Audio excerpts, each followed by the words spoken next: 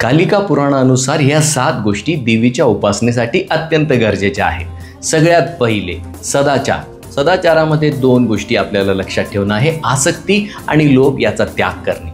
दुसरं आसन। आसन हे आपलं कुश या गोष्टीचं बनवलेलं असलं पाहिजे। तिसरं देवपूजन। देवपूजनामध्ये सगळ्यात पहिले आपल्याला भगवान विष्णूंचं पूजन करणं गरजेचं आहे, कारण देवीचं एक नाव आहे विष्णू विलासिनी। चौथं आहे आभूषण। देवीला आपण काय काय आभूषण देणार ते आपल्याला माहिती असलं पाहिजे।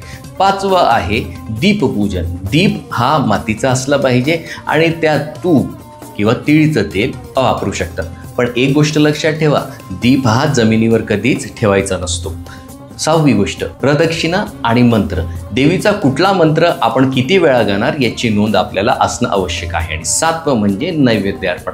नैवेद्यामध्ये आपण देवीला गोड आणि इतर जे पदार्थ आपण देऊ इच्छितो ते देऊ शकतात, पण कुठेही मांसाहाराचा आहार आपण देवीला देत नाही। हरे कृष्ण।